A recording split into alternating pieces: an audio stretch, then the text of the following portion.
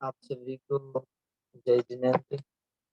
सब लोग अपनी पाठशाला प्रारंभ करते हैं।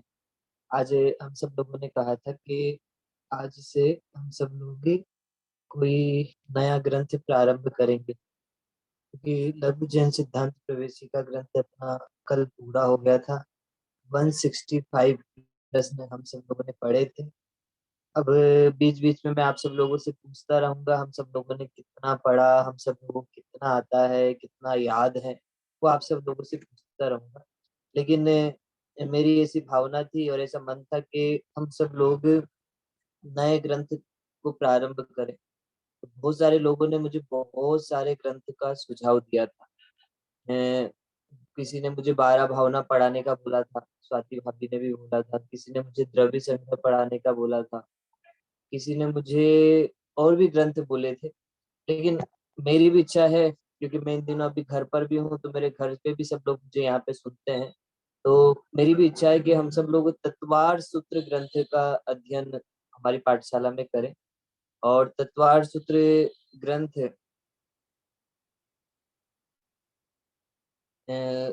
भावना 32 प्रसिद्धि भी बोल रही है। ठीक है, कोई बात नहीं, वो भी हम सब लोग पढ़ेंगे। लेकिन तत्वार सूत्र ग्रंथ आज हम सब लोग यहाँ पे प्रारंभ करेंगे। क्यों पढ़ना है तत्वार सूत्र ग्रंथ, क्यों जरूरत है तत्वार सूत्र ग्रंथ पढ़ने की, और कितना इम्पोर्टेंट है। कुछ लोगों को लगेगा ये हमारी पाठशाला में तो बहुत छोटे छोटे बच्चे भी आते हैं, बड़े भी आते हैं, तो तत्वार सूत्र ग्रंथ हम सब लोगों को समझ में आएगा कि नहीं आएगा?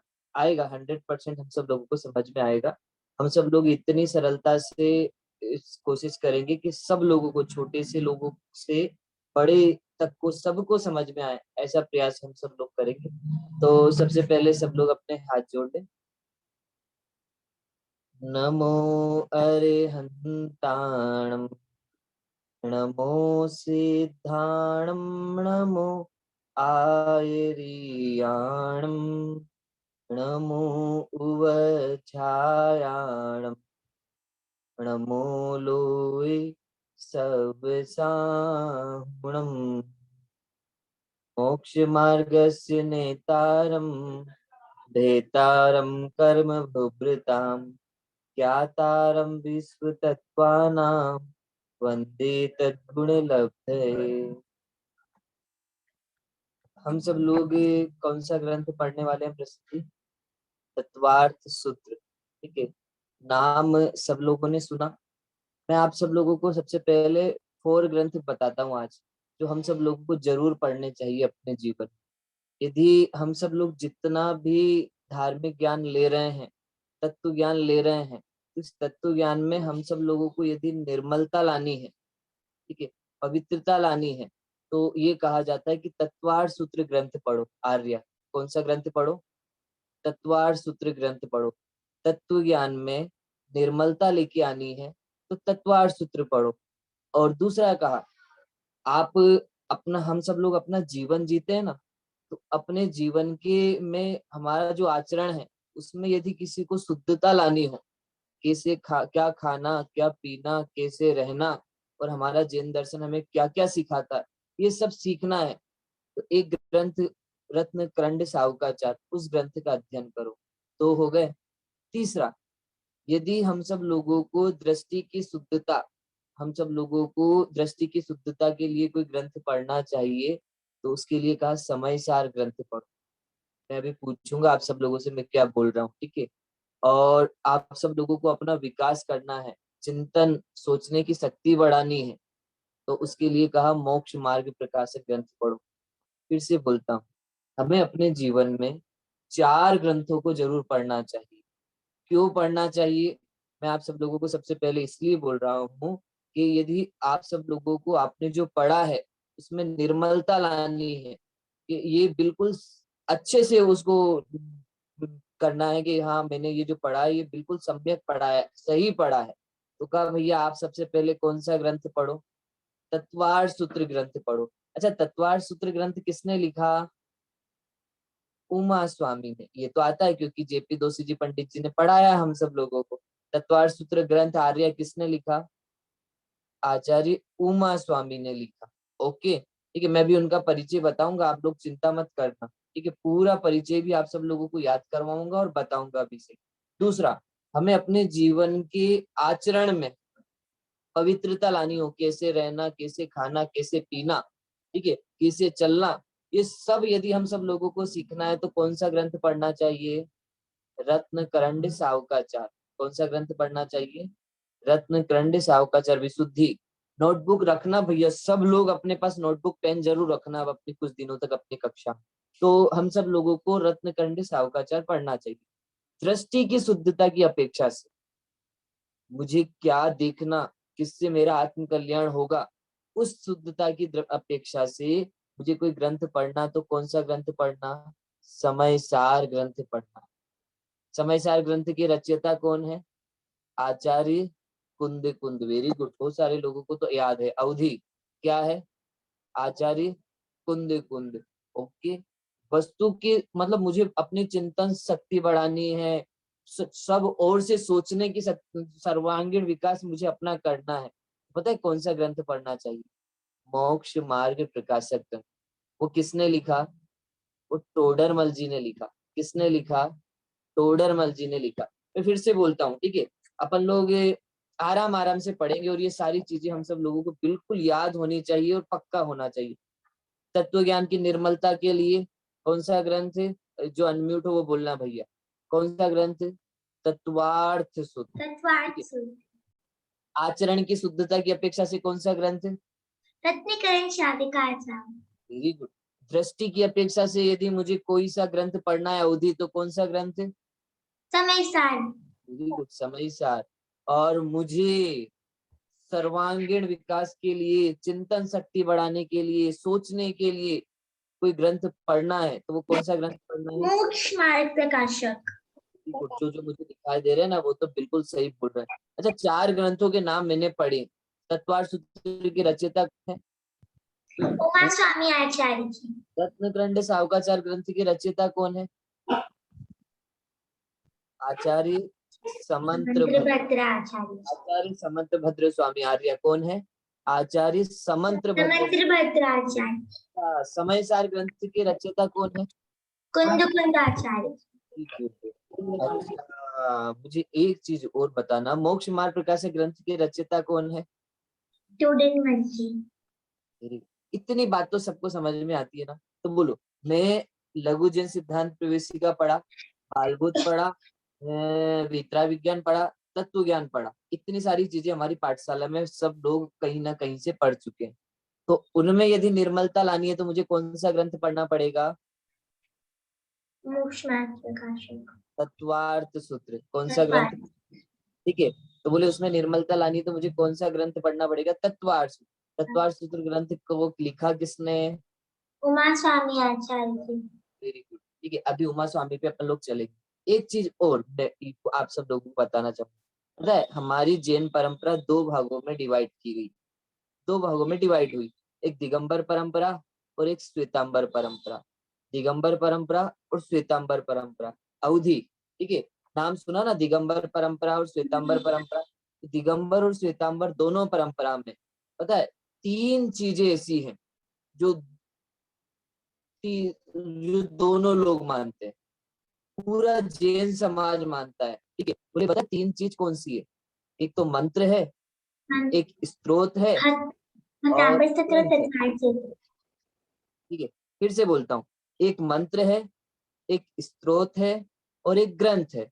मंत्र बोल तो बोले दिगंबर और श्वेतांबर दोनों परंपरा में कौन सा मंत्र है जो सब मानते हैं? निधि दीदी? ब्रह्मकार मंत्र। नमोकार मंत्र। वो चाहे दिगंबर हो चाहे श्वेतांबर हो, कोई भी हो, वो दोनों लोग मानते हैं नमोकार मंत्र। और स्त्रोत यदि देखा जाए तो बोले कि जो दिगंबरी भक्तांबर स्तोत्र। श्वेतांबर भी मानते हो, वो है भक्तामर स्त्रोत। आपको एक चीज और, एक ग्रंथ जो ऐसा भी एक ग्रंथ है जिसको दिगंबर भी मानते हैं और श्वेतांबर भी मानते हैं, उस ग्रंथ का नाम है तत्वार्थ सूत्र ग्रंथ। उस ग्रंथ का नाम क्या है? तत्वार्थ तत्वार्थ सूत्र। ग्रंथ। ठीक है। अब एक चीज इसमें बड़े बड़े लोग थोड़ा ध्यान रखना, नमोकार मंत्र तो सब मंत्रों को राजा है, इसलिए नमोकार मंत्र की महिमा पूरी सब जगह गई, इसलिए नमोकार मंत्र को तो सब लोग मानते हैं क्योंकि मूल मंत्र है। भक्तामर की महिमा भी इसलिए बढ़ा दी गई क्योंकि भक्तामर के पीछे बहुत सारे लोगों ने बहुत सारी कहानियां कही, बहुत सारी बातें कही। किसी ने कहा भक्तामर को पढ़ने से ताले टूट गए थे, किसी ने कहा भक्तामर को पढ़ने से रोग चले जाते हैं, किसी ने कहा भक्तामर को पढ़ने से घर में प्रतिकूलताएं हैं तो वो चली जाती हैं। ऐसी ऐसी कहानियां, किस्से, तरह तरह की बातें कही गई, इसलिए लोगों को भक्तामर पढ़ने की बहुत रुचि होने लगी और बहुत सारे लोगों ने तो उसी कारण से भक्तामर पढ़ना स्टार्ट कर दिया। ठीक है, लेकिन तत्वार्थ सूत्र ग्रंथ के पीछे ऐसी कोई स्टोरी नहीं थी, ऐसी कोई कहानी नहीं थी, ऐसी कुछ भी चीज नहीं थी कि हम सब लोग तत्वार्थ सूत्र पढ़ने के लिए भागे, ये तत्वार्थ सूत्र पढ़ने के लिए दौड़े, क्योंकि जिनको प्रतिकूलताएं दूर करनी वो भक्तामर की ओर जाता था। ठीक है, लेकिन तत्वार्थ सूत्र को पता है ऐसी कोई स्टोरी नहीं होने के बाद भी तत्वार्थ सूत्र ग्रंथ की इतनी महिमा गाई जाती है, इतनी समाज में इतना पढ़ा जाता है कि तत्वार्थ सूत्र ग्रंथ के बारे में ऐसा कोई भी जैन व्यक्ति नहीं है जो उससे अपरिचित हो, उसके नाम से अपरिचित हो, जिसने पहले कभी तत्वार्थ सूत्र का नाम नहीं सुना। तत्वार्थ सूत्र हमारे जैन परंपरा का, जैन धर्म का पहला संस्कृत में लिखा जाने वाला ग्रंथ है। अवधि, क्या बोला मैंने? तत्वार्थ सूत्र हमारी जैन परंपरा में सबसे पहला ग्रंथ नहीं, सबसे पहले लिखे जाने वाले संस्कृत ग्रंथों में पहला ग्रंथ है। ठीक है, सबसे पहला ग्रंथ तो सठखंडागम, लेकिन संस्कृत सूत्र ग्रंथों में सबसे पहला ग्रंथ कोई लिखा गया तो वो पता है कौन सा था? वो तत्वार्थ सूत्र था। ये तो एक महिमा है। आपको पता है तत्वार्थ सूत्र का एक एक सूत्र हमारे जीवन निर्माण के काम में बहुत उपयोगी है। आप एक एक सूत्र की एक एक महिमा हम सब लोग जैसे जैसे याद भी करेंगे, शुद्धता से भी बोलेंगे और इसमें क्या कहा वो भी हम सब लोग सीखेंगे, तब आपको पता चलेगा एक एक सूत्र की कितनी कितनी वैल्यू है तत्वार्थ सूत्र की। दूसरी बात, तत्वार्थ सूत्र के जगह जगह पाठ किए जाते हैं। तत्वार्थ सूत्र के सूत्रों को लोग अपने कंठकहार मतलब उनको याद करते हैं। ये इतने सरल सूत्र हैं कि इनको याद करके पूरे जीवन के रहस्यों को हम सब लोग जान सकते हैं और याद कर सकते हैं।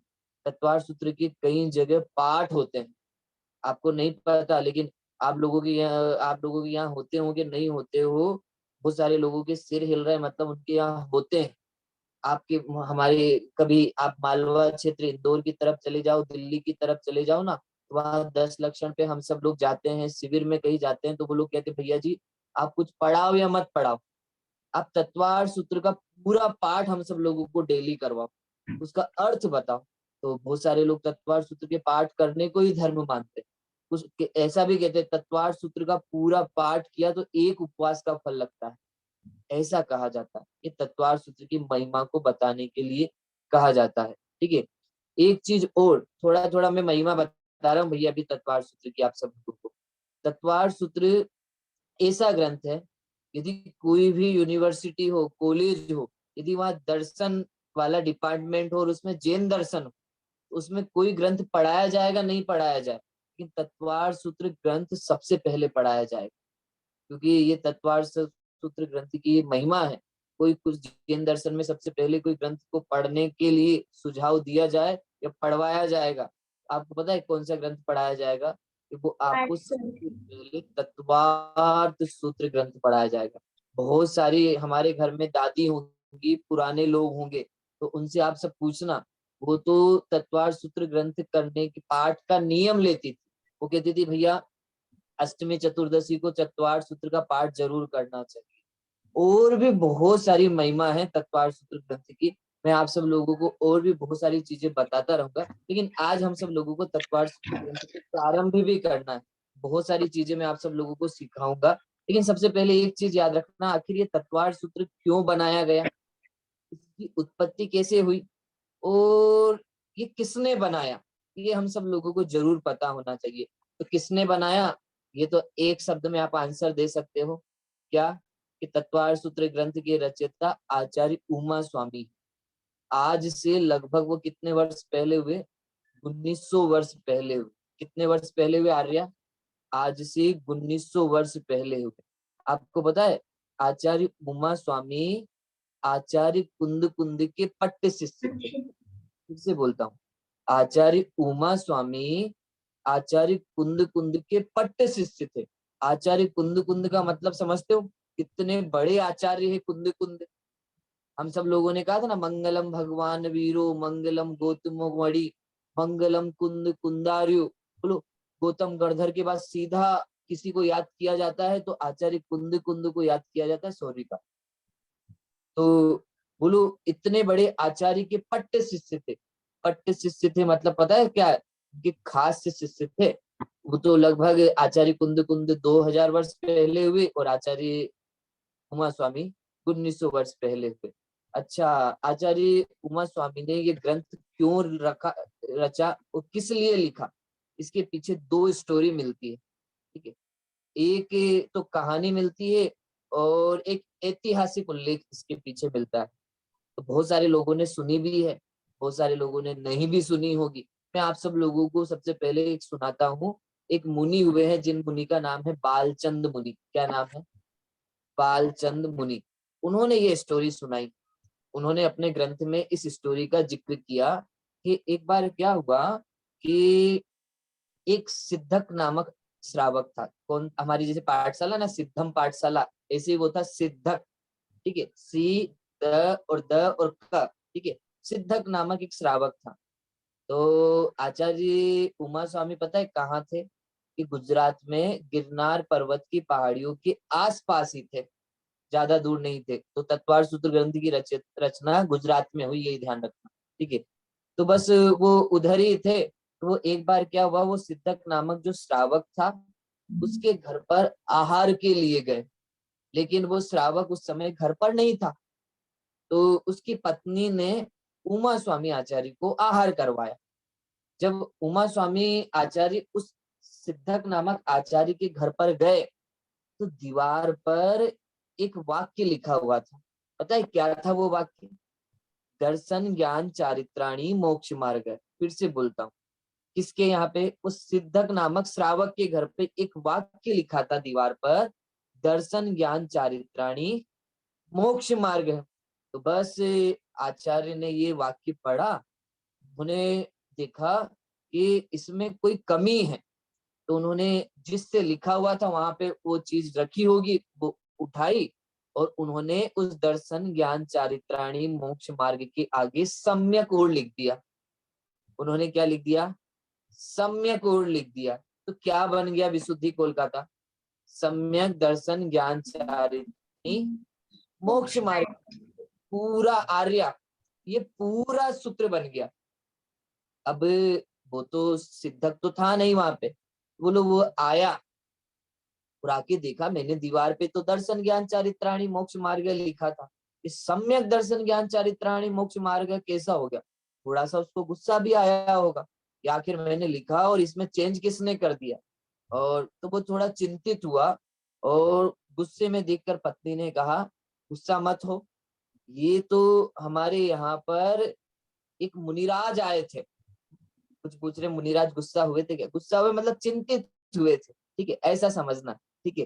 तो बोले वो चिंतित होना भी, चिंतित क्यों नहीं होंगे भैया, हमारा देश है ना, वहाँ ऐसे लोग बहुत मिलते हैं, कुछ लिखा हो तो उसको गड़बड़ बहुत जल्दी कर देते हैं। आप लोगों ने देखा होगा कई जगह कुछ वाक्य लिखे होते हैं तो उसको लोग बदल जरूर देते हैं। जैसे कहीं लिखा रहता है कि भैया यहाँ थूकना मना है, कई जगह दीवारों पे लिखा रहता है कोटेशन, यहाँ पर थूकना मना है, तो लोग पता है क्या करते हैं, मना हटा देते हैं, या वो रह जाता है यहाँ थूकना है। तो बोलो इतनी बड़ी गड़बड़ हो जाती, ऐसा होता है कि नहीं होता? एक जगह आप लोगों ने कभी कभी किसी न किसी से ये भी सुना होगा कि वो गुटके और तंबाकू का जो पाउच होता है ना, उस पे लिखा रहता है दाने दाने में केसर का स्वाद, ऐसा लिखा रहता है।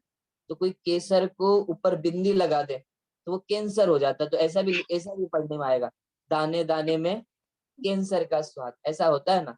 एक बड़े दादा भी सुनाते थे ऐसा कि एक छोटे से सेंटेंस को में कुछ लगाने से, ये शब्द बदलने से अवधि कितनी बड़ी गड़बड़ हो सकती है पता है। वो ऐसा कहते थे, बड़े दादा ऐसा बोलते थे कि उनकी एक पुस्तक है, ए, इन भावों का फल क्या होगा। एक पुस्तक है, उस बुक का नाम है इन भावों का फल क्या होगा। तो वो पता है क्या करते थे, वो जब भी उस बुक्स को, स्वाति भाभी, वो जहाँ पे वो छपती है उसके पास जाते थे, तो वो बुक देते थे, तो वो जो बुक्स छापने वाला है वो पता है क्या सोचता था कि 100% लेखक ने कुछ गलती कर दी, इन भावों का फल क्या होगा ये नहीं होगी बुक का नाम। पता है वो क्या कर देता? पहली लाइन, इन फलों का क्या भाव होगा, ये कर देता था। बोलो बुक का नाम था इन भावों का फल क्या होगा, लेकिन वो, ये रियल घटना है, बड़े दादा सुनाते थे कि इन भावों का फल क्या होगा, और वो प्रिंटिंग करने वाला ये सोचता था इन फलों का क्या भाव होगा, ऐसा कर देता था। तो बस ऐसे ही वो सिद्धक आचार्य के साथ भी हुआ, सिद्धक आचार्य नहीं, सिद्धक श्रावक के साथ भी ऐसा ही हुआ होगा। क्या हुआ होगा, या जरूर किसी ने कुछ गड़बड़ कर दी, तो ऐसा चिंता में था, पत्नी ने कहा चिंता मत करो, कि किसी दूसरे ने नहीं किया, आज हमारे घर पर एक मुनि राज आए थे आहार करने के लिए, और उन मुनिराज ने ये सम्यक शब्द आगे जोड़ा। तो सिद्धक ने सोचा मुनिराज ने जोड़ा, बोले अच्छा, बोले फिर तो बहुत बड़ी बात होगी, कोई जरूर बहुत बड़ी बात होगी। तो उन्होंने कहा जब बहुत बड़ी बात होगी, तो उन्होंने कहा मुझे फिर तो मुनियों के पास जाना पड़ेगा, उन मुनिराज से मिलना पड़ेगा। वो हमारी तरह नहीं थे कि पाठशाला में भैया जी ने कुछ पढ़ा दिया, समझ में नहीं आया फिर भी नहीं पूछा, ठीक है, पढ़ा दिया तो पढ़ा दिया, आगे चले गए, टीचर ने कुछ पढ़ा दिया तो पूछा नहीं, ऐसा नहीं था। उसको तो जिज्ञासा उत्पन्न हो गई भैया, जाना पड़ेगा मुनिराज के पास। तो उन्होंने तुरंत कुछ नहीं किया, उसने कहा मैं तो जा रहा हूँ, कहाँ? मुनिराज के पास। अब मुनिराज के पास जाना कोई बड़ी बात तो थी नहीं, क्योंकि मुनिराज के पास गाड़ी नहीं होती, कोई बस नहीं होती, कोई मोटरसाइकिल साइकिल नहीं होती। उसको पता है मुनिराज अभी आहार करके गए होंगे, तो कहाँ गए होंगे, आसपास ही होंगे, ज्यादा दूर नहीं होंगे। तो बस वो सिद्धक निकल पड़ा मुनिराज की खोज के लिए, और लोगों से पूछा महाराज निकले थे क्या इधर से? उसने कहा हाँ हाँ, इस तरफ गए हैं महाराज। बस महाराज के पास गया और महाराज से पूछा, महाराज मैं, आप जिनके यहाँ पे अभी अभी आहार करके आए वो घर मेरा था, आपने आज एक एक करेक्शन किया मेरे दीवार पर, मैंने लिखा था दर्शन ज्ञान चारित्राणी मोक्ष मार्ग, आपने लिख दिया सम्यक दर्शन ज्ञान चारित्राणी मोक्ष मार्ग। ये सम्यक क्यों लगा दिया आपने, भक्ति मुक्ति, हमें बताओ, ठीक है। तो आचार्य ने बहुत सुंदर आंसर दिया। बोले तुमने दर्शन ज्ञान चारित्राणी मोक्ष मार्ग लिखा था ना श्लोक, तो बोले दर्शन ज्ञान चारित्राणी मोक्ष मार्ग, इससे तो ये सिद्ध होता है कि सबको मोक्ष मार्ग होगा। क्यों?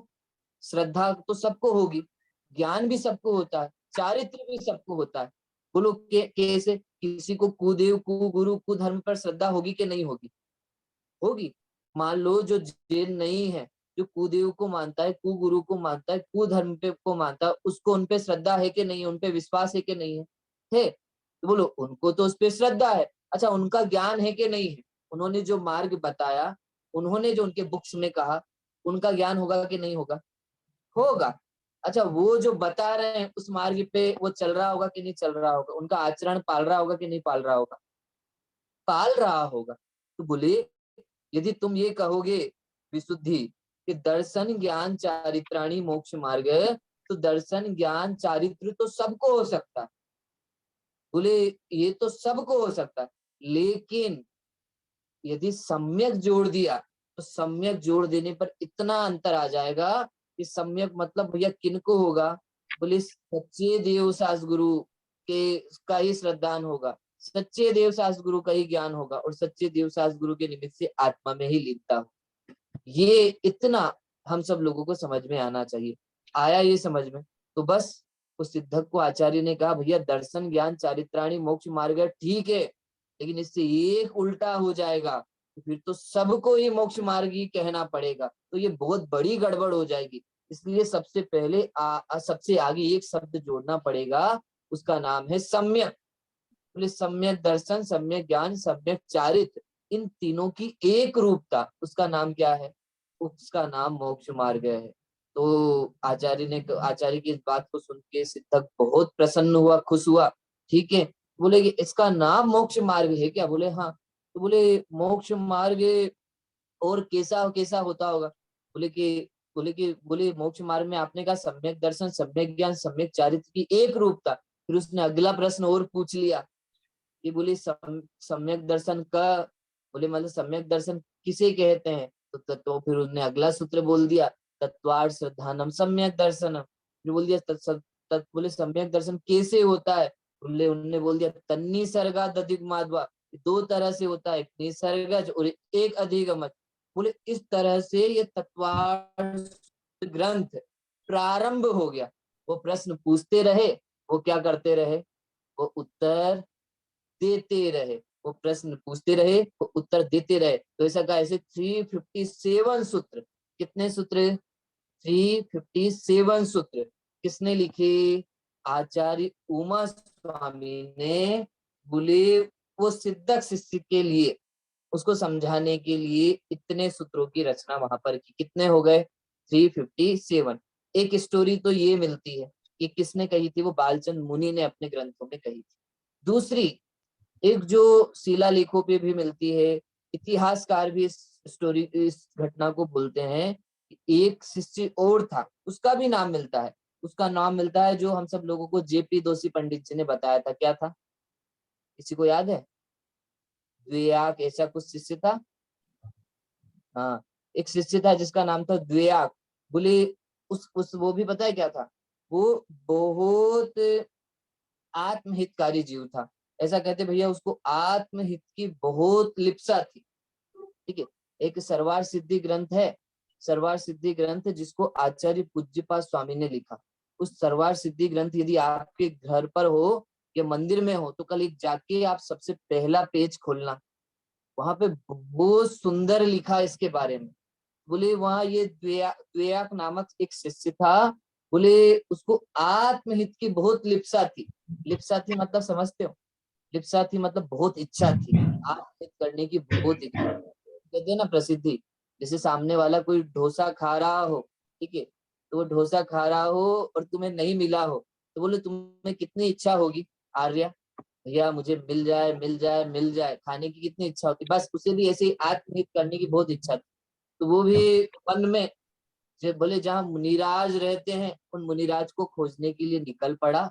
और मुनिराज को खोजने के लिए निकल पड़ा तो वह मुनिराज को श्लोक सोरिका बोल रही है मैंने पढ़ी है भैया, ठीक है। सोरिका वहां पे देखना सबसे पहले लिखी हुई है, पहले ही पेज पे लिखा हुआ है ये, ठीक है। तो बस वो वहां पे बहुत लंबा कोटेशन है। तो वहां पे वो मुनिराज को वन में खोजते खोजते एक आश्रम में पहुंचा और आश्रम में देखा भैया वहां तो एक साक्षात मोक्ष मार्ग को बताने वाले, मोक्ष मार्ग का स्वयं रूप, स्वयं एक मुनिराज बैठे हुए हैं। उन मुनिराज का नाम था उमा स्वामी। उन मुनिराज का नाम क्या था? उमा स्वामी। बस मुनिराज के सामने मानवी वो बैठे, हाथ जोड़े और महाराज से पूछ लिया कि महाराज आत्मा का हित क्या है। पहले ही प्रश्न पूछ लिया उमा स्वामी से, आत्मा का हित क्या है। तो उमा स्वामी ने क्या आंसर दिया होगा? बोले आत्मा का हित मोक्ष में। आत्मा का हित किसमें है? मोक्ष में है। तो बोले मोक्ष क्या है? बस उमा स्वामी ने वहां से उसको समझाना प्रारंभ किया कि सम्यक दर्शन ज्ञान चारित्राणी मोक्ष मार्ग। पहला सूत्र उन्होंने वहां से कहा। फिर उसके बाद कहा मोक्ष मार्ग कैसे होता है, किस तरह से उत्पन्न होता है। इस तरह से ये प्रश्न पूछना प्रारंभ किया और इस तरह से आर्या किसकी रचना हुई? तत्वार्थ सूत्र ग्रंथ की रचना हुई। तो ये दो स्टोरी मिलती है भैया। हम सब लोगों ने दोनों स्टोरी सुनी कि तत्वार्थ सूत्र ग्रंथ की उत्पत्ति कैसे हुई। ये तत्वार्थ सूत्र ग्रंथ आखिर लिखा गया तो कैसे लिखा गया विशुद्धि। अब कोई तुमसे पूछे आज के बाद भैया तत्वार्थ सूत्र ग्रंथ के रचयिता कौन है, रचनाकार कौन है, तो क्या आंसर दोगी विशुद्धि? बोले उमा। इस ग्रंथ के रचयिता उमा स्वामी है। उन्होंने इस ग्रंथ को कैसे लिखा? तो तुम कहोगी भैया दो स्टोरी मिलती है। एक स्टोरी तो वो मिलती है सिद्धक की, जिसके घर पर उमा स्वामी आहार करने के लिए गए थे। एक स्टोरी वो द्व्याक की वो मिलती है, जो खुद वन में आचार्य उमा स्वामी के आश्रम में गया था, उनसे प्रश्न पूछे, उन प्रश्नों का उत्तर मिला। बस ऐसे प्रश्नों का उत्तर मिलते मिलते इस ग्रंथ की रचना हुई। आपको पता है ये ग्रंथ किसी प्लानिंग के तहत नहीं लिखा गया, किसी योजना के तहत नहीं लिखा गया। यदि जो भी आज तक जितने भी ग्रंथ लिखे गए होंगे वो कोई ना कोई योजना बना के लिखे गए होंगे, कोई प्लानिंग के तहत लिखे गए होंगे या किसी न किसी कारण से लिखे गए होंगे। लेकिन तत्वार्थ सूत्र ग्रंथ ऐसा है कि भैया कुछ भी नहीं योजना बनाई आचार्य उमा स्वामी, बस कोई पूछने के लिए आया उसको उत्तर दिया और सूत्रों में उत्तर दिया। तो बस उस ग्रंथ का नाम क्या हो गया? तत्वार्थ सूत्र। इस ग्रंथ का वो हो गया। अब मुझे पाठशाला में, हमारे पाठशाला में कुछ लोग ऐसा पूछ सकते हैं कि इन दोनों स्टोरियों में से सत्य वाली स्टोरी, सही स्टोरी कौन सी, हम कौन सी स्टोरी को सही करें? दोनों स्टोरी में से देखो कोई भी स्टोरी सत्य और असत्य की बात ही नहीं है। इतना समझना कि ये तत्वार्थ सूत्र जो ग्रंथ है ना, वो हम जैसे जीवों के आत्महित के लिए लिखा गया था। जिनको आत्महित करना हो, आत्मा की बहुत इच्छा हो, आत्म कल्याण की बहुत इच्छा हो, उन जीवों के लिए ये ग्रंथ लिखा गया था। पहली स्टोरी में भी उसने कहा था दर्शन ज्ञान चारित्राणी मोक्ष मार्ग है। इसमें भी वो आया तो मोक्ष का मार्ग ही पूछने के लिए था। तो हम सब लोगों के लिए आचार्य उमा स्वामी ने इस ग्रंथ को लिखा था और हम सब लोगों को इस ग्रंथ को आत्महित के लिए पढ़ना है। हम सब लोग आज इस ग्रंथ को प्रारंभ जरूर कर रहे हैं, ठीक है। कुछ लोगों ने कहा, लग रहा होगा कैसे पढ़ेंगे, समझ में आएगा कि नहीं आएगा? आएगा, 100% हम सब लोगों को समझ में आएगा। हम सब लोगों की यहाँ ऐसी तो कोई बाउंडिंग है नहीं कि सिविल जैसा तो है नहीं कि इतने दिनों में ये ग्रंथ पूरा करना है। आराम से पढ़ सकते हैं ना, ठीक है। बीच में छुट्टी भी लेनी होगी, सचिन पंडित जी को भी पढ़ाना होगा, कोई दूसरे पंडित जी भी आएंगे तो वो भी पढ़ाते रहेंगे, लेकिन हम सब लोग तत्वार्थ सूत्र को याद भी करते रहेंगे, पढ़ते भी रहेंगे और जितना होगा उतना इस ग्रंथ का अध्ययन हम सब लोग करेंगे। देखो और भी चीजें मैं तत्वार्थ सूत्र के ग्रंथ के बारे में बताऊंगा। अभी अपूर्व आप सब लोगों को कुछ चीजें निकाल के दिखाएगा। भैया अपूर्व इंदौर वाली जो तत्वार्थ सूत्र है ना, उसकी पीडीएफ निकालना एक बार। हम सब लोगों देखो थोड़े से सूत्र किसे कहते हैं, इस ग्रंथ में कितनी टीकाएं लिखी गई, वो भी हम सब लोग थोड़ा थोड़ा देखेंगे। हाँ, इसको थोड़ा आगे करना भैया, बस बस पहले चलना थोड़ा सा। हाँ देखो सबसे पहले, नहीं हाँ देखो सबसे पहले देखो आपको कुछ चीजें दिखाई देगी, इसको थोड़ा सा बड़ा करेगा अपूर्व कि तत्वार्थ सूत्र ग्रंथ के ग्रंथकार का नाम लिखा हुआ है उनका नाम है आचार्य उमा स्वामी। क्या नाम है भैया? आचार्य उमा स्वामी। थोड़ा सा उनका परिचय दिया, कम से कम लिखकर अधिक से अधिक प्रसिद्धि पाने वाले आचार्य थे। बहुत कम लिखा और बहुत अधिक प्रसिद्धि पाई, वो कौन से आचार्य थे? उमा स्वामी थे। स्वामी आचार्य। आपको पता है, आप सोचो, आप 357 सूत्र को आज लिख के देखना आपके नोटबुक के पेज, 2 या 3 पेज में पूरा ग्रंथ हो जाएगा प्रसिद्ध। कितने पेज में? 2 या 3 पेज। सिर्फ 3 पेज में 357 सूत्र लिख सकते हो। कुछ लोग तो छोटे छोटे अक्षर लिखेंगे तो 2 पेज, तो बोलो 2 पेज, और इतने प्रसिद्ध हो गए उमा स्वामी। और आज उनके तत्वार्थ सूत्र ग्रंथ की महिमा इतने सारे लोग गाते हैं। सच में ये आचार्य उमा स्वामी की खासियत है, भैया कम से कम लिखा और अधिक से अधिक प्रसिद्धि पाई। ऐसे कोई आचार्य थे तो उन आचार्य का नाम क्या था? उमा स्वामी। दूसरी विशेषता, वो कौन थे? वो आचार्य कुंद कुंद के पट्ट शिष्य थे। वो कौन थे भैया? वो आचार्य कुंद कुंद के पट्ट शिष्य थे। उनका जन्म कब हुआ था? विक्रम की प्रथम शताब्दी और द्वितीय शताब्दी के पूर्वार्ध, ठीक है, मतलब दूसरी शताब्दी में उनका जन्म माना जाता है। प्रथम शताब्दी में आचार्य कुंद कुंद का और दूसरी शताब्दी के पूर्वार्ध में आचार्य उमा स्वामी का जन्म माना जाता है। आचार्य उमा स्वामी का एक नाम और मिलता है, ये बहुत अच्छे से मैं पूछूंगा, या पूर्व गेम में भी पूछेंगे कल से। आचार्य उमा स्वामी का दूसरा नाम है गद्य पिच्छाचार्य। क्या नाम है सॉरी का? गद्य पिच्छाचार्य। ठीक है, मैं क्यों लिखा नाम पढ़ा ये भी आपको बाद में बताऊंगा। ठीक है, प्राचीन जैनाचार्य अपने बारे में कुछ नहीं लिखते थे, अतएव आचार्य उमा स्वामी के जीवन के बारे में भी हम सब लोगों को कोई विशेष जानकारी उपलब्ध नहीं है। इतना आचार्य उमा स्वामी का परिचय हम सब लोगों ने देखा। अब देखना ग्रंथ का नाम क्या है? तत्वार्थ सूत्र। ठीक है, तत्वार्थ सूत्र ग्रंथ की कुछ विशेषता देखना।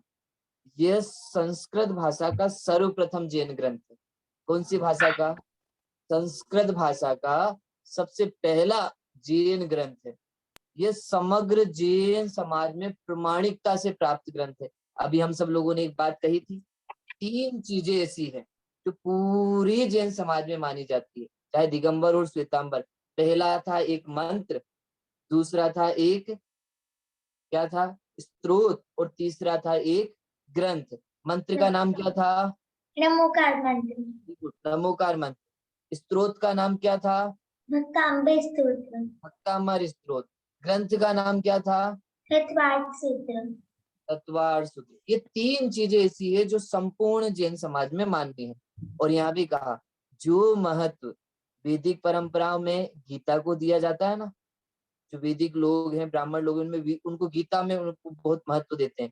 ईसाइयों में जो बाइबल को जो महत्व देते हैं, मुसलमानों में जो कुरान को महत्व देते हैं, वही महत्व, वही इम्पोर्टेंट हम सब लोग हमारे जैन परंपरा में तत्वार्थ सूत्र ग्रंथ को देते हैं। कौन से ग्रंथ को देते हैं? तत्वार्थ सूत्र से। आपको पता है, जिनागम में लगभग संपूर्ण विषयों की सूची इस ग्रंथ का नाम सूत्र रूप में उपलब्ध है। इस ग्रंथ को सूची ग्रंथ भी बोला जाता है। सूची मतलब पता है, आप कोई ग्रंथ खोलते हो तो सबसे पहले इंडेक्शन होती है ना, उसको बोला जाता है भैया देख लो इस ग्रंथ में क्या क्या चर्चा है, कहाँ कहाँ कौन कौन से पेज पे किस किस की चर्चा है। जैसे जैन दर्शन के सिद्धांतों को देखना हो, जैन धर्म के सूची ग्रंथ को देख लो, सूत्र रूप तत्वार्थ सूत्र ग्रंथ को देख लो। इससे सूची ग्रंथ भी कहा जाता है। जैसे हम सब लोग सूची देखते हैं ना स्टार्टिंग में पहले, ऐसे ऐसा कहा जाता है भैया इस ग्रंथ को सूची ग्रंथ भी कहता है। अच्छा, इतनी बड़ी इंपॉर्टेंट है, मैं पूछूंगा, अभी बस पढ़ा रहा हूँ। ठीक है, इसका संकलन इतना सुसंबंध एवं प्रमाणिक साबित हुआ कि महावीर भगवान की वाणी की तरह जैन दर्शन का आधार सिद्ध हुआ। इतना अच्छा ग्रंथ है भैया ये, सच्चे शास्त्र का उपलक्षण है। संपूर्ण भारतवर्ष में जैन विद्यालय में पढ़ाया जाता है। इनमें टोटल 357 सूत्र हैं, ये हम सब लोगों ने अभी देख लिया। अब कुछ लोगों के मन में ये प्रश्न खड़ा होगा, भैया ये सूत्र मतलब क्या होता है? देखना, अब आगे बताएंगे भैया ये सूत्र मतलब क्या होता है और सूत्र ही क्यों लिखे उमा स्वामी। देखो, सूत्र मतलब एक चीज जानना, तत्वार्थ सूत्र जैन साहित्य आदि का सूत्र ग्रंथ है। सूत्र ग्रंथ मतलब, ठीक है, व्याकरण के अनुसार जो कम से कम शब्दों में पूर्ण अर्थ बता दे उसे सूत्र कहते हैं। बहुत बड़ी बात करनी हो और बहुत बड़ी बात को छोटे से अक्षरों में बता दे, छोटे से रूप में बता दे, उसको बोला जाता है सूत्र। फिर से बोलता हूँ, आपको बहुत बड़ी बात बतानी हो, उन बड़ी बात को आपके पास समय कम हो, ठीक है, तो आपके क्या करोगे, या उनको कम शब्दों में बताओगे। तो कम शब्दों में कैसे बता सकते हैं, बोले सूत्र के रूप में बता सकते हैं।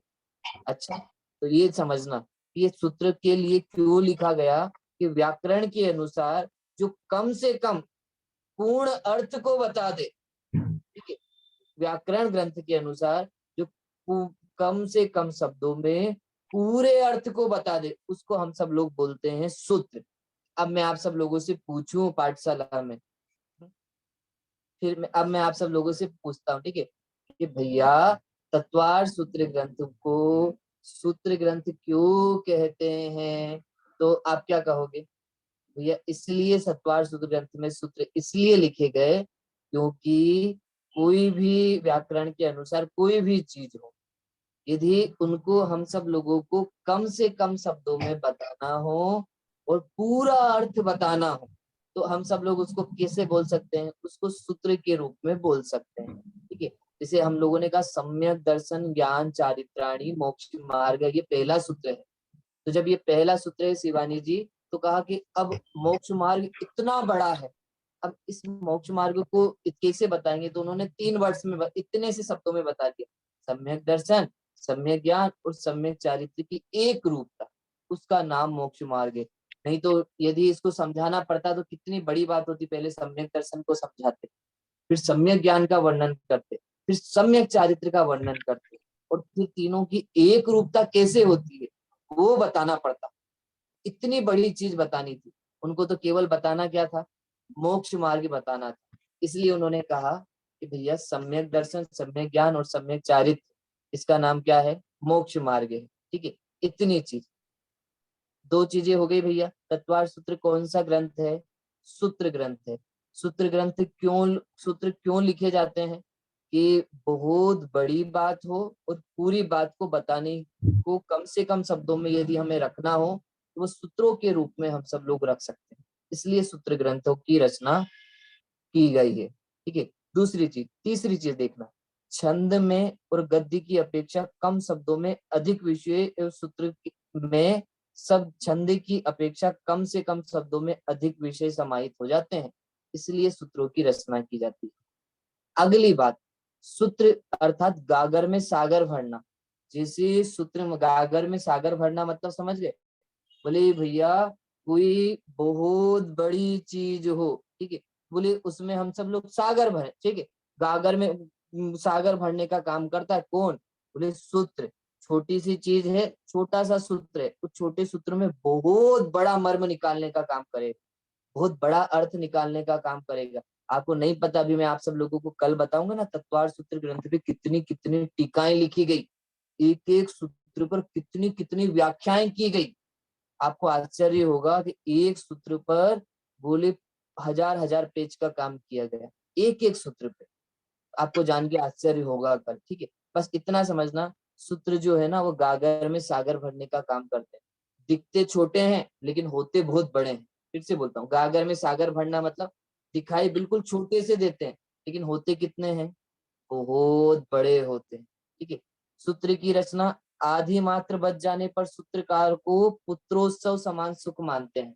ये बात बहुत अच्छी है, पता है, ऐसा बोला जाता है स्वाति भाभी, कि यदि सूत्र लिखे जा रहे हो, उसमें एक अक्षर भी कम हो जाए ना, एक अक्षर भी यदि कम करने का मौका मिल जाए, तो सूत्रकार को इतनी प्रसन्नता होती है, इतनी खुशी होती है, वो इतने हैप्पी होते हैं कि मानो उनके घर पर पुत्र की उत्पत्ति हुई हो।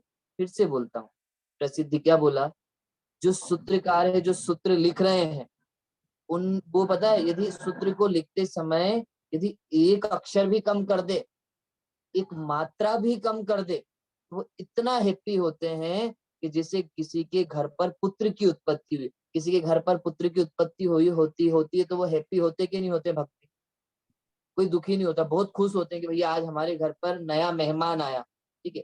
ऐसा कैसे बोले, यहाँ का भैया सूत्रकार को इतनी खुशी होती है यदि एक सूत्र को लिखने में एक अक्षर और एक मात्रा भी कम हो जाए, तो इतना इम्पोर्टेंट से सूत्र का निर्माण बड़े वैज्ञानिक पद्धति से किया जाता है भैया। तो इससे बहुत बड़ा लॉजिक होता है, कभी कोई गलत अर्थ नहीं निकाल सकता सूत्र का, सम्यक ही अर्थ निकालने में आएगा। सूत्रों की रचना क्रम पूर्वक युक्ति संगत होती है। सूत्र पता है कैसे होते हैं? सूत्र के लिए कहा वो धागे के समान होते, धागा और सागर संकेत की तरह होते हैं। जैसे आप लोगों ने सुई देखी, सुई कपड़े सिलने वाली सुई सबने देखी होगी, ठीक है। नहीं देखी हो तो आज मम्मी से पूछ लेना कि भैया सुई कहाँ है, ठीक है, तो देख लेना। ऐसा कोई नहीं होगा जिसने नहीं देखी होगी। तो सुई में पता है, यदि सुई को ऐसे ही रख दिया जाए तो सुई गुम जाती है, इधर उधर खो जाती है। लेकिन यदि सुई में धागा पिरो दिया जाए, धागा डाल दिया जाए, तो पता है क्या होता है? बोले वो सुई नहीं घूमती। किसी को सुई ढूंढनी हो तो वो पता है क्या ढूंढ लेता है? वो धागा ढूंढ लेता है, धागा ढूंढने पर अपने आप मिल जाती है। आप देखना कभी सुई गिर जाए, ढूंढना मुश्किल होता है, लेकिन सुई में यदि धागा पिरो रखा है तो ढूंढना बहुत आसान हो जाता है। इसी आपको आपने अपनी बात सीधी किसी को सूत्र रूप में कह दी तो वो घूमेगी नहीं, इधर उधर नहीं होएगी, वो बात जैसी कही थी वैसी की वैसी रहेगी। ऐसे जैसे सूत्र में पिरोई हुई सुई कभी घूमती नहीं, वैसे ही बोले जो सुपाठी है वो कभी सूत्र रूप ग्रंथों से कभी दुर्गति में भ्रमता नहीं। और भी बहुत सारी बातें हैं तत्वार सूत्र के ग्रंथ के बारे में। हम सब लोग अभी तो अपना समय 750 हुए, बस इस सूत्र के ग्रंथ के नाम की चर्चा और हम सब लोग देख लें। इसके नाम की सार्थकता इसलिए है, इस सूत्र इस ग्रंथ को में सूत्र है इसलिए इसको तत्वार्थ सूत्र कहा जाता है। तत्वार्थ इसलिए कहा जाता है, तत्वार्थ मतलब होता है तत्व प्लस अर्थ। जहाँ पे तत्वों के अर्थों की चर्चा हो, जहाँ पे तत्वों की चर्चा हो, तो वहां उसको बोला जाता है तत्वार्थ सूत्र। तत्व कितने होते हैं अब तो पाठशाला में सब बता सकते हैं, 7 होते हैं। जीव, अजीव, आश्रव, आश्रय, बंध, संवर, ऊर्जा और मोक्ष। ये 7 तत्व होते हैं। ये तत्वार्थ सूत्र में कितने अध्याय हैं भैया? 10। कितने 10, अध्याय? 10। कितने सूत्र हैं? 357, 357, ठीक है। 10 अध्याय हैं, 357 सूत्र हैं, और 10 अध्याय में पता है 7 तत्वों की चर्चा है। कितने तत्वों की चर्चा है? 7 7 तत्वों की तत्वों की। चर्चा है, ठीक है। अब कौन कौन से अध्याय में कौन कौन से तत्वों की चर्चा है, वो चर्चा अपन लोग कल याद करेंगे, ठीक है। वो उसकी चर्चा अपन लोग कल करेंगे, बस 2 मिनट में। और आज हमारे बीच में सचिन पंडित जी भी आए हुए हैं भैया, ठीक है। मैं उनको भी आवाज दूंगा, उनको भी बुलाऊंगा, क्योंकि आज से हम सब लोगों ने नया ग्रंथ प्रारंभ किया है और आज पहला दिन है। सचिन पंडित जी को नहीं सुनेंगे तो अच्छा नहीं लगेगा, इसलिए उनको भी हम सब लोग जरूर सुनेंगे, ठीक है। तो सचिन पंडित जी को मैं आवाज दूंगा। उससे पहले थोड़ा सा, सचिन पंडित जी आज हमारे बीच में आए हैं, ठीक है। मैंने आप सब लोगों से एक बात कही थी कि हम सब लोगों ने उस दिन चर्चा तो की थी कि हमारी पाठशाला में कुछ दिन पहले पाठशाला परिवार में एक घटना हुई जिससे हम सब लोग परिचित हैं। और हमने कहा था जब सचिन पंडित जी आएंगे तो हम सब लोग एक सभा जरूर रखें, लेकिन वो सभा हम सब लोग अभी नहीं रख पा रहे हैं। लेकिन फिर भी मैंने आप सब लोगों को सचिन पंडित जी की वो पूरे जीवन के बारे में और उनके बारे में मैंने कई चीजें आप सब लोगों को उस दिन बताई थी। मैं फिर से आप सब लोगों को बताना चाहूंगा कि सचिन पंडित जी जो हैं उनको मैं जानता तो टोडरमल स्मारक के समय से 10th क्लास से ही था, लेकिन इतना उनको जानता था, उनके साथ कई शिविर भी किए। हाँ, आप सब लोग तो उनसे परिचित हैं ही से। तो सचिन पंडित जी वो पंडित जी थे, वो विद्वान थे कि जिन्होंने मुझे भी शिविरों में जाना, पढ़ाना और कैसे बोलना, ये बहुत सारी चीजें उन्होंने मुझे सिखाई। और हम मेरे तो अभिन्न मित्र हैं, मेरे खास मित्रों में से एक मित्र सचिन पंडित जी हैं। लेकिन मुझे भी बहुत आश्चर्य होता है सचिन पंडित जी कि आप हमारे बीच इतने सालों से स्मारक से जुड़े हुए थे। मैं मेरी फैमिली में सबसे ज्यादा कोई बात यदि मेरे से भी ज्यादा बात किसी की चलती होगी तो वो सचिन पंडित जी की चलती होगी, क्योंकि सचिन पंडित जी का स्वभाव नेचर इसी तरह का है कि वो इतने जल्दी सब जगह घुल मिल जाते हैं कई बार मेरे घर पर भी आए, ठीक है, कई बार मेरे फैमिली से भी कई बार मिलना हुआ, और सब लोग उनको जानते हैं। लेकिन इतने सालों के बीच में भी मैं कभी भी सचिन पंडित जी के परिवार के संबंधित लोगों को नहीं जान पाया, कभी नहीं जान पाया। लेकिन ऐसा योग बना कि ये सब होने के बाद भी मैंने सचिन पंडित जी के परिवार के बारे में विशेष रूप से मुझे जानने का मौका मिला सिद्धम पाठशाला के बाद। क्योंकि सिद्धम पाठशाला जब हम सब लोगों की प्रारंभ हुई, कैसे हुई ये हम सब लोगों का पता ही है, 2 ढाई साल के बीच में। तो इस बीच में बहुत सारी बातें मुझे सचिन पंडित जी, क्योंकि इन दिनों कुछ 2 सालों से तो मेरी सबसे ज्यादा बातें ये थी किसी से हुई होगी घर वालों के बाद, तो वो सचिन पंडित जी से ही हुई होगी। तो उस बीच में मुझे बहुत सारी चीजें जानने को मिला, और उस दिन हम सब लोगों ने कहा था सच में कि सचिन पंडित जी बहुत उत्कृष्ट जीव हैं, जिनके परिवार में हम सब लोग ये देखें कि उनका पूरा परिवार इस तरह से धार्मिक कार्यों में लगा हुआ है। 2 भाई विद्वान हैं, तो दूसरे भाई जो बड़े भाई है उनका जो व्यापार है वो भी इसी क्षेत्र में। वास्तव में धर्म की सेवा तो वो ही कर रहे हैं। परिस्थिति प्रतिकूल जरूर हुई, ठीक है, इतने दिनों से पापा अस्वस्थ भी थे, और अस्वस्थता भी उनके जीवन में थी, और थोड़ा सा, लेकिन फिर भी वो इस जिस क्षेत्र में थे, जिस जगह थे, और सचिन पंडित जी जो जितनी सेवा उनकी करते थे, मैंने कहा था वो पाठशाला के बाद उनको आत्म सिद्धि ग्रंथ सुनाते थे, वो कई चीजें उनके लिए करते थे, वो आज हमारे बीच में उपस्थित उस घटना के बाद हुए हैं। मैं सीधा सचिन पंडित जी को आवाज देता हूँ, वो आए और हमारी पाठशाला में कुछ बोले।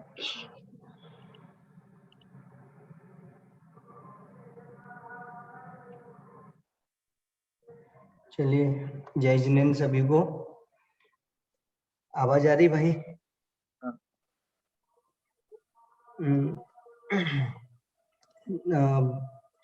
बोलने जैसा तो क्या है, बस आप लोग तो इतना, आप लोग उत्कृष्ट जीव हो। आप मेरे को जरूर अब बोल रहे हो। मैं तो अभी 3 महीने से पाठशाला पढ़ नहीं पाया, पढ़ा नहीं पाया, और उसके चक्कर में 2 घंटे का लॉस और हुआ। क्योंकि जब मैं पाठशाला पढ़ाने आता हूँ तो 2 घंटे मुझे पढ़ना ही होता है। क्या पता कब सौर्य का प्रसिद्धि क्या पूछ लें। तो इस डर से मुझे 2 घंटे तो वो स्वाध्याय और 1 घंटे जो मैं पढ़ाता था वो 3 घंटे, इसका लॉस हुआ। लेकिन मुझे अपने पापा का सेवा करने का अवसर मिला, ये बिल्कुल सच्ची बात है। और आप लोगों को भी ध्यान रखना, कुछ कर पाओ या नहीं कर पाओ, यदि आपने अपने माँ बाप का दिल नहीं दुखाया, सेवा की, जिनवाणी माता के बाद यदि आपको सेवा करने का लौकिक में किसी का अवसर मिले, तो आप माँ बाप की सेवा जरूर करना ही चाहिए। और ठीक है।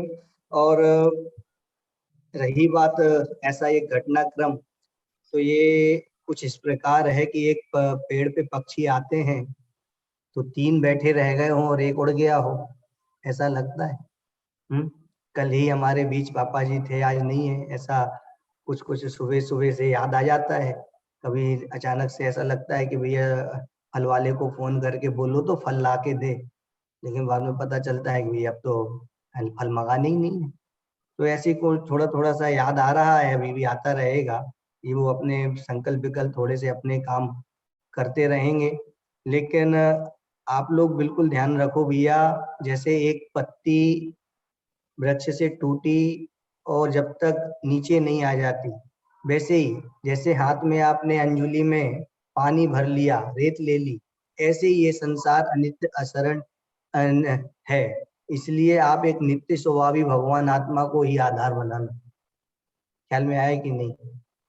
ये सब चीजें जो हैं संसार की, वो बिल्कुल वैसी की वैसी ही चलेंगी, चलती रहेंगी। जितना भी समय हो सके अपनी एक आत्मा की उन्नति में ही समय लगाना, अपनी ग्रोथ में समय लगाना। एक कोई स्किल पकड़ो, उसमें आप ऐसे पारंगत हो कि आपके जैसा कोई नहीं हो। मतलब आपको इस संसार में आए क्यों हो ये पता चल जाना चाहिए। सम्यक दर्शन तो आपको प्राप्त करना ही है, लेकिन लौकिक में भी आप ऐसी चीज प्राप्त करना कि जिसमें आपका ही नाम हो, सिर्फ आप ही आप रहो। ख्याल में आया कि नहीं? तो ऐसी बहुत सारी चीजें हैं। बाकी सबसे अच्छी बात तो ये है कि नितेश जी ने पाठशाला बंद नहीं होने दी, ये बहुत बढ़िया बात है भैया। और एक बार उन्होंने मेरे से पूछा भी था, मैंने भी कहा था कि देखो तत्व का लोप नहीं होना चाहिए कि कुल मिला के। जब नितेश जी ने पूछा कि भैया क्या करें, ऐसा जब हुआ तो मैंने कहा कुछ भी हो तत्व का लोप थोड़ी हो जाना चाहिए स्वाति बाबा, ये सब तो चलता रहेगा ना, आज नहीं तो कल एक देश दूसरे देश पे भी हमला करता रहेगा। शिवानी जैन कोई बंद थोड़ी होने वाला है, जीवों की उत्पत्ति होगी, आएंगे जाएंगे, लेकिन यदि तत्वों का लोप हो गया, यथार्थ कर्तव्यों का लोप हो गया, तो ये हमारा सच्चा लोप होगा, तो वो हम होने नहीं देंगे। आप निरंतरता बनाए रखे स्वरिका। तो ये बहुत बढ़िया बात है। देखो ये स्वरिका दो दो फूल फूल लगा के आ रही है। चलो बढ़िया है भैया, सब लोग बहुत बढ़िया। आप लोगों का जो स्नेह मुझे इस समय मिला, पुनर्वलन आप लोगों ने जो दिया, एक संबल प्रदान किया, उसके लिए मैं आप लोगों का हृदय से आभारी रहूंगा। बहुत सारे लोगों ने आर्थिक रूप से, मन से, तन से, फोन से, बात से, बातचीत से, सबसे आपने जो मुझे बल दिया है, ये बहुत मैं इसका आभारी रहूंगा। ऐसे ही आप लोग सभी लोगों की हेल्प करते रहें, क्योंकि करुणा रखना हमारा एक कर्तव्य है। करुणा भी रखते रहें, सभी जीवों के प्रति करुणा रखें, प्रेम भाव रखें, इसी मंगल भावना के साथ जय जिनेन्द्र। सुंदर है सचिन पंडित जी, आज पुनः इस घटना के बाद हमारी पाठशाला में उपस्थित हुए, और मैं जरूर ये निश्चित कहूंगा कि सचिन पंडित जी इसका नेचर जिस तरह से है, वो हमेशा उनके चेहरे पर प्रसन्नता, सब लोगों से घुलना मिलना उनके नेचर में है। और वो जिस क्षेत्र पे हैं, जिस जगह पे हैं, और जिस तत्व ज्ञान का बल उनके पास है, ये घटनाक्रम में चलते रहेंगे, लोगों को आना जाना होता रहेगा। फिर भी हम सब लोगों की जो स्नेह जिनसे बहुत जुड़ा रहता है, जिनके कारण हम सब लोग इस संसार में आए, उनका वियोग हो जाना ये एक बहुत दुखद की बात है, और वो सारी चीजें हमारे बीच हुई। लेकिन हम सब लोग फिर भी सचिन पंडित जी यही भावना भाते हैं कि आप इस तत्व ज्ञान के बल से इस परिस्थिति से बहुत जल्दी निकलेंगे, और पुनः हमारी पाठशालाओं में बच्चों को जिस तरह से आप पढ़ाते हो, जिस तरह आपका नेचर है, हम सब लोग पुनः वापस आप सब लोग आपको जल्दी याद करेंगे। और मैं तो कहूंगा कल से ही आप पाठशाला में आए।